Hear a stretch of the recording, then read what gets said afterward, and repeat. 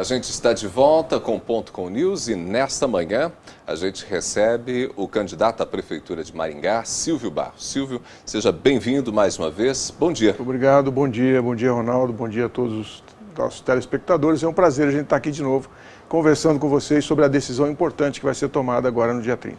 É uma oportunidade para que você que acompanha a gente conheça mais os candidatos, as ideias dos candidatos, as propostas dos candidatos e por isso, desde a semana que nós tivemos a decisão do primeiro turno, nós estamos recebendo a cada semana os candidatos à Prefeitura de Maringá. Uma oportunidade para que você entenda um pouco mais as propostas que eles estão trazendo para a cidade de Maringá. E eu gostaria de começar a nossa conversa, Silvio, falando sobre segurança, porque esse é um assunto que hoje incomoda todo mundo. Na verdade, a segurança está na pauta política há bastante tempo, né? Porque é algo que afeta diretamente as pessoas.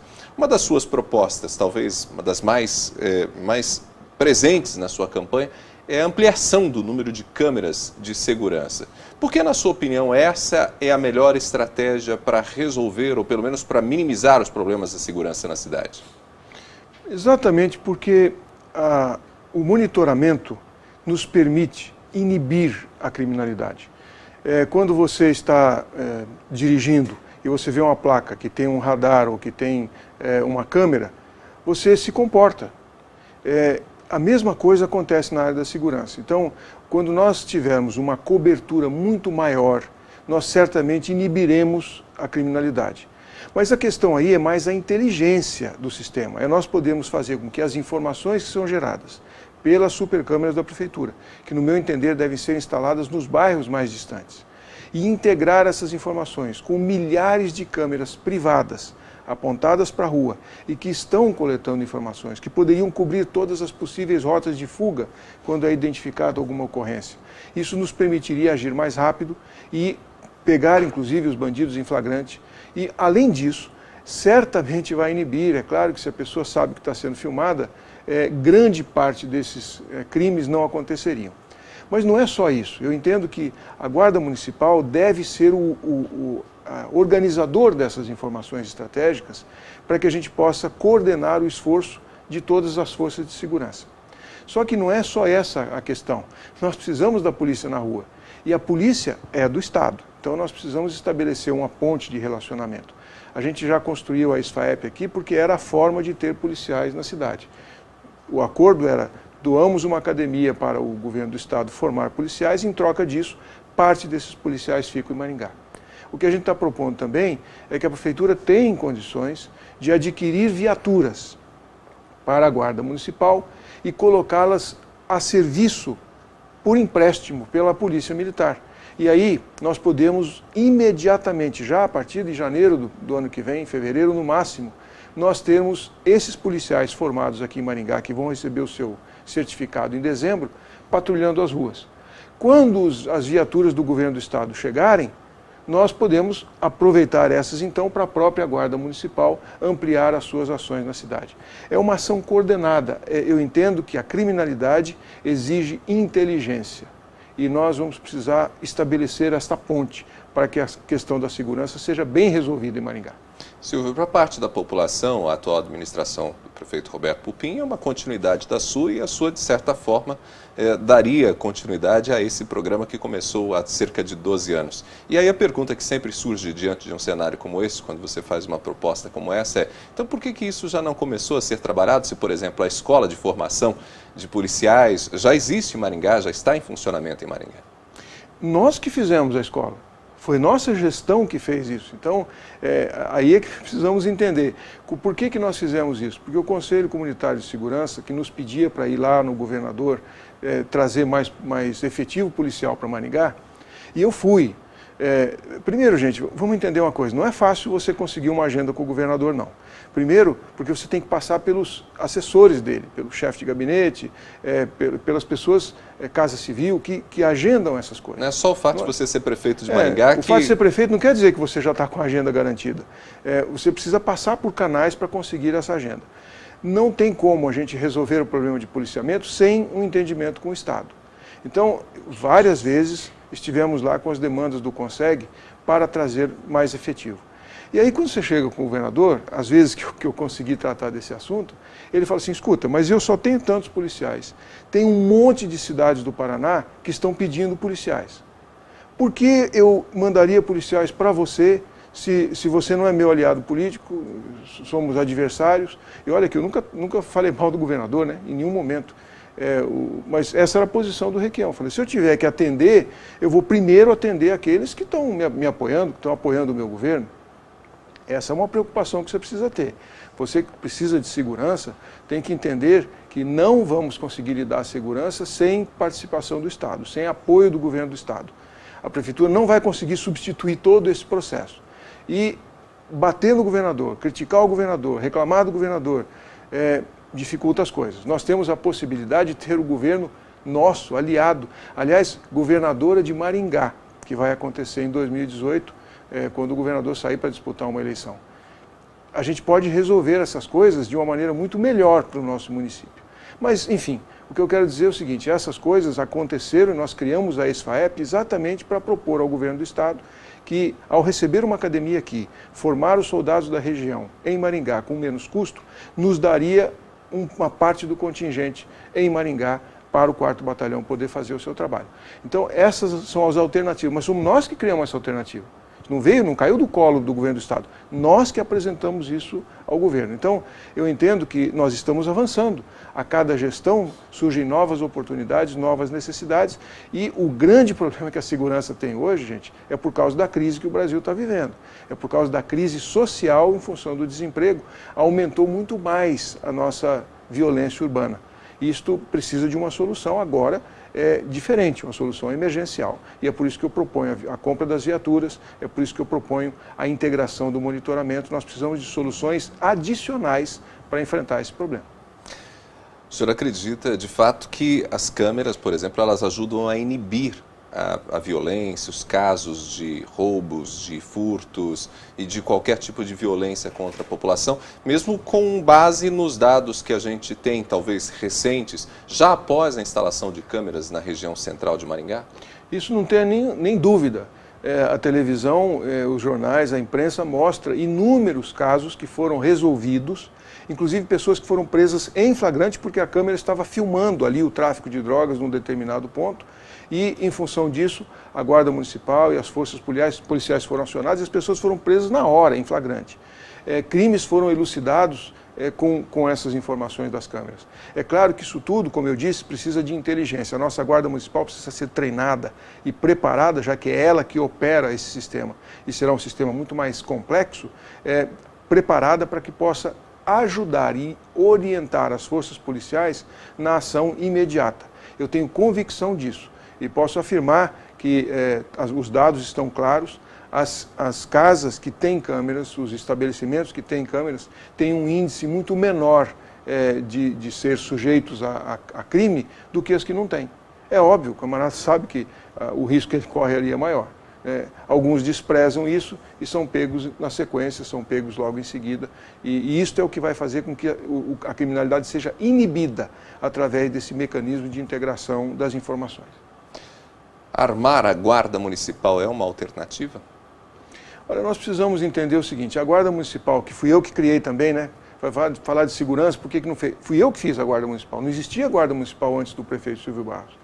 A Guarda Municipal foi criada armada. Essa história precisa ser esclarecida. A Guarda foi armada quando foi criada e com pistolas das mais modernas que existem no mundo. A diferença é que elas são armas não letais. A Guarda tem uma função de dar segurança em eventos, dar segurança em situações de serviços públicos e patrimônio público, é o que está na Constituição Federal. E, para isto, nós entendemos que ela deveria estar armada com armas não letais. A diferença aqui é se usa arma letal ou não letal. A Guarda Municipal já disparou as nossas armas não letais 49 vezes. Ninguém morreu, mas uma arma dessa derruba um touro, não mata, mas resolve o problema. Como a nossa Guarda está lá com uma função que não é de combater o crime, isso faz parte do trabalho da polícia, ela tem que articular isso com a polícia, nós entendemos que a Guarda estaria bem atendida com armas não letais. Agora, um prefeito tem que atender o que a população quer. Eu entendo que se o Conselho Comunitário de Segurança disser ao prefeito que é preciso substituir armas não letais por armas letais, demonstrando que isto é uma solução, o prefeito que atua em acordo com a comunidade, e eu sempre fui desse tipo, ele precisa atender a comunidade. Eu, particularmente, entendo que a guarda devia ser armada com armas não letais, e foi exatamente isso que eu fiz. As pistolas estão compradas, estão aí, os guardas municipais estão utilizando. Nós estamos conversando com o candidato à Prefeitura de Maringá, Silvio Barros, e a gente fala agora um pouco sobre educação. Essa é uma outra pauta importante que, de alguma forma, está relacionada diretamente à segurança. Porque quando nós temos uma sociedade bem educada, bem informada, a gente também pode reduzir os problemas, né, do ponto de vista da segurança. Em Maringá, nós tivemos avanços bastante significativos, principalmente no índice de qualidade da educação. Há espaço para crescer mais, Silvio? Sempre há espaço para crescer mais, sempre. E este aperfeiçoamento é o que a gente vem defendendo. As tecnologias estão avançando muito. Existem países hoje e que usam a tecnologia disponível dentro da sala de aula. As pessoas... Por que a gente não pode ter a aula do melhor professor de uma rede, por exemplo, de ensino, sendo passada para todos os alunos, e cada professor que tem a especialidade dele, ele gosta mais de uma determinada parte da matéria, ele poder dar o seu melhor e nós podemos disseminar a melhor aula de tudo que tem na rede para todos os alunos. E cada professor ajudar na explicação, ser um intermediário, ser um interlocutor entre o conteúdo que está sendo passado dentro da sala de aula com os alunos.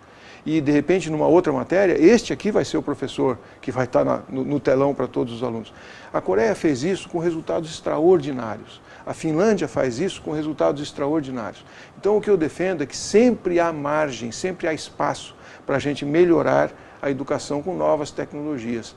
Os nossos professores podem e devem ser preparados e treinados, qualificados para usar essas novas ferramentas e, com isso, nós vamos continuar avançando.